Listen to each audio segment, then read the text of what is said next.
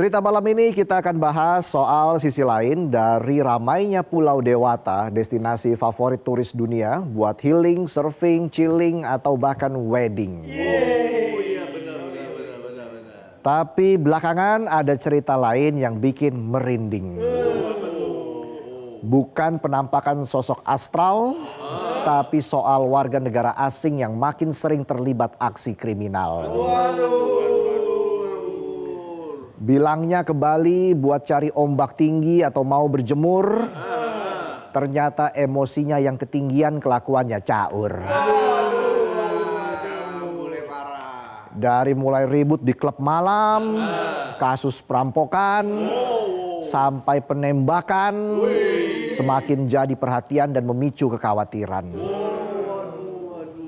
Ibaratnya nih banyak turis di Bali nggak cuma bikin repot petugas bandara, tapi juga bikin repot warga. Nggak cuma bikin okupansi hotel terisi, tapi juga ramai masuk laporan polisi.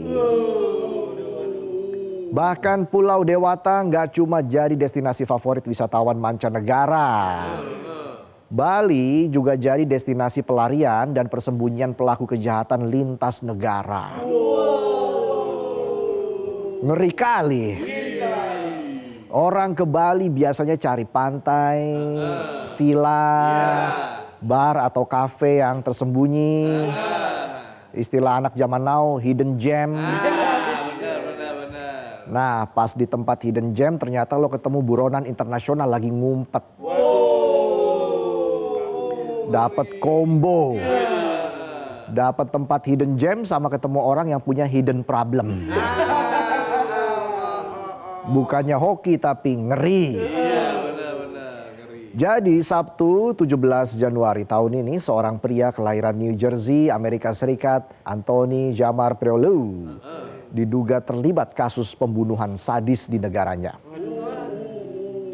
Pemuda berusia 20 tahun ini berhasil ditangkap aparat imigrasi Bandara Internasional I Gusti Ngurah Rai di terminal kedatangan internasional. Ini bukti kalau warga dan aparat di Bali itu ramah sama wisatawan. Baru mendarat langsung disambut.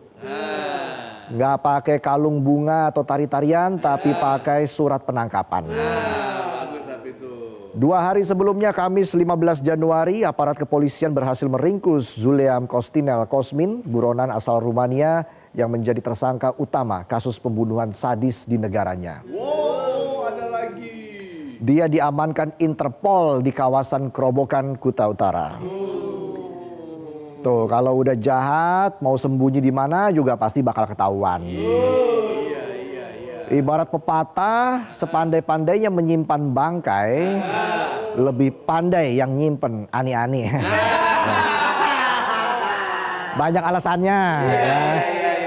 Habis padel langsung kadel ya. Jadi kasus kriminal yang melibatkan warga negara asing di Bali kayaknya makin sering muncul belakangan ini. Dalam beberapa bulan terakhir, setiap pekan aja ada ceritanya. Dan yang bikin merinding banyak diantaranya bukan kejahatan kecil. Nah, ini warga Bali itu turis friendly. Lah kok turisnya malah nggak friendly. Kacau. Menurut Aliansi Pelaku Pariwisata Marginal Bali atau APPMB, insiden kriminal dan kekerasan yang melibatkan turis asing terasa makin meningkat. Ketua APPMB Iwayan Puspa Negara bilang perkelahian kerap terjadi. Baik antar turis dengan petugas keamanan maupun dengan warga lokal. Frekuensinya hampir setiap pekan. Tiap pekan udah kayak gelar tinju profesional. Tahu nggak penonton gelar tinju profesional? Tiap Kamis malam dulu. Dari sudut biru. Berwajah kotak berwarna hijau. Wajahnya kotak. Musuhnya Boboiboy itu. Adudu. Nah, bedanya yang ribut-ribut di Bali ini nggak dapat sabuk emas, tapi dapat borgol sama jadwal sidang. Bagus tuh, bagus. Wayan bilang Bali harus diperlakukan sebagai destinasi internasional. Artinya pengawasannya juga harus berstandar global. Salah satu solusinya adalah gentengisasi. Oh, beda ya. Oh iya, beda itu ya. Solusinya adalah mengembalikan polisi wisata dan honorary police. Dia juga menjelaskan bahwa honorary police bisa berbahasa asing dan bertugas memonitor wisatawan. Dengan begitu pertikaian antar turis bisa dikurangi. Karena mereka dinilai lebih paham budaya dan perilaku wisatawan dari negara masing-masing. Kekhawatiran serupa juga disampaikan Wakil Menteri Pariwisata Niluh Puspa. Dia bilang pemerintah sudah sangat khawatir dan ingin segera mencari solusi bersama baik pusat maupun daerah. Sementara itu data Polda Bali mencatat sebanyak 225 WNA terlibat sebagai pelaku tindak pidana di Bali sepanjang tahun 2025. Jumlah tersebut turun dibandingkan tahun sebelumnya yang mencapai 230 kasus. Kasus paling banyak yang melibatkan WNA masih didominasi kejahatan narkotika dengan 107 kasus. Disusul penganiayaan sebanyak 42 kasus. Penipuan 16 kasus. Kekerasan dalam rumah tangga KDRT 8 kasus. Serta pencurian biasa sebanyak 5 kasus. Banyak kasusnya. Walaupun nggak ada apa-apanya sama kasus korupsi. Kapolda Bali Irjen Pol Daniel Aditya Jaya bilang negara yang warganya paling banyak terlibat sebagai pelaku tindak pidana adalah Inggris sebanyak 30 orang. Disusul Australia 28 orang. Amerika Serikat 23 orang. Rusia 17 orang. Dan Prancis 13 orang. Tapi Irjen Pol Daniel menekankan meski WNA Rusia jumlah pelakunya sedikit, tapi level kejahatannya lebih tinggi. Beda level. Termasuk kejahatan narkotika dan kejahatan lintas negara yang kerap beroperasi di hunian tidak resmi. Modusnya beda. Daripada penonton pelangap-pelongo terus tiba-tiba bagi door prize. Mending kita lihat apa saja tindak kriminal yang melibatkan WNA di Bali sepanjang tahun 2025. Ada kasus penembakan oleh komplotan WNA Australia pada Sabtu 14 Juni 2025. Dan korbannya juga warga negara asing. Sebelumnya pada awal Februari 2025, kriminolog dari Universitas Indonesia Adrianus Meliala pernah mengatakan ulah turis asing di Bali yang melakukan kejahatan tidak bisa dianggap sebagai kejadian kriminal biasa.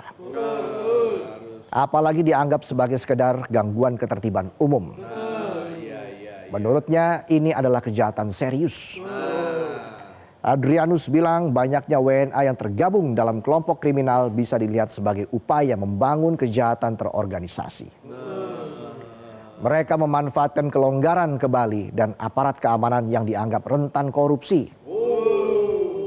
Dia bilang ini adalah fase pembentukan kelompok kejahatan terorganisir. Kalau tidak dipotong dari sekarang bisa berkembang jadi mafia. Bener tuh. Seperti mafia Rusia atau mafia Italia yang menjamur di beberapa negara. Mafioso. Bicara mafia bahaya ini ya. Jangan kan ngurusin mafia Rusia atau Italia. Ngurusin mafia tanah aja nggak beres-beres. Belum mafia bola. Apalagi mafia hukum. Dan kalau itu benar kejadian, lanjutnya bisa makin ngeri. Mereka bisa punya senjata, milisi. Siapa tahu punya lahan, lahan sawit. Pada nyawit nih. Akhirnya Polri dan otoritas Australia berhasil menangkap ketiga pelaku dan langsung diproses hukum. Mundur ke bulan Februari 2025, seorang pria Australia berusia 27 tahun, Mohamed Rifai, ditetapkan sebagai tersangka kasus penyerangan di sebuah klub di Bali. Dan gak cuma dia, 8 petugas keamanan di salah satu beach club juga ikut ditetapkan sebagai tersangka. Waduh, kok bisa? Tapi kasus ini bukan cuma soal perkelahian di klub malam. Ini bagian dari tren yang lebih besar. Apa tuh? Sebelumnya di bulan Januari 2025, seorang warga negara Ukraina diculik dan pelakunya diduga warga negara Rusia. Kasus penculikan dan perampokan bersenjata ini terjadi di Kabupaten Badung. Nah, ini konflik Rusia-Ukraina dibawa-bawa sampai ke Bali. Mereka bawa pistol, pisau, palu, dan mengenakan penutup wajah serta rompi bertuliskan polisi. Wih, nyamar. Mirip seragam Brimob Polri. Kurang rantisnya aja. Korban disekap, diborgol, dan dipaksa membuka ponsel. Lalu aset kriptonya dipindahkan ke salah satu akun. Diketahui nilai aset itu sebesar 214.429 dolar Amerika atau setara sekitar 3,5 miliar rupiah. 3,5 miliar kalau kita bawa ke Bali, dikira bandar narkoba loh. Apain juga dibawa kan bisa ditransfer. So kaya loh. Kenapa gue jadi emosi ya? Padahal ini kan cuma mimpi. Kalau punya duit 3,5 miliar, kenyataannya kan tahu lah. Masih di bulan Januari, Polda Bali menetapkan seorang warga Jerman sebagai tersangka dalam kasus alih fungsi lahan sawah dilindungi di Gianyar. Terungkap ada 34 sertifikat hak milik yang digunakan sebagai tempat usaha pariwisata yang juga dikenal sebagai kampung Rusia. Di dalamnya ada villa, pusat spa, dan peternakan hewan. Nah, ini ada warga Jerman tapi jadi bos kampung Rusia. Jadi dia ini sebenarnya orang mana? Jangan-jangan orang dalam. Bisa. Dalam circle kekuasaan. Aksi kriminal oleh wisatawan asing sekarang jadi semacam teror baru di Bali. Pertanyaannya sederhana, dari mana para WNA dapat senjata tersebut? Siapa yang memfasilitasi? Dan apa motif di baliknya?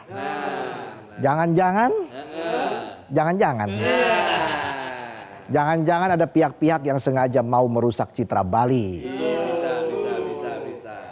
Karena kalau mau merusak citra politisi tinggal ternak buzzer. Warga lokal mendorong aparat keamanan bertindak tegas terhadap WNA yang melakukan kejahatan. Gak cuma menangkap pelaku tapi juga membongkar motif dan jaringan di baliknya. Tokoh pariwisata Bali I Gusti Agung Ngurah Rai Suryawijaya menyebut lemahnya filter wisatawan asing menjadi salah satu penyebab banyaknya WNA bermasalah di Bali. Terbukanya keran masuk ke Bali sejak diberlakukannya visa kunjungan saat kedatangan atau visa on arrival pada era pasca pandemi COVID-19 dinilai terlalu longgar. Dan ini perlu dievaluasi.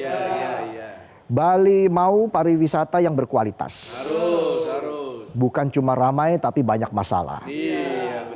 Di sisi lain, pada 19 Desember 2025, Perhimpunan Hotel dan Restoran Indonesia atau PHRI Bali, PHRI Kabupaten Kota, dan Polda Bali meluncurkan Cakrawasi. Apa tuh? Cakrawasi kepanjangan dari Cakra Pengawasan Orang Asing.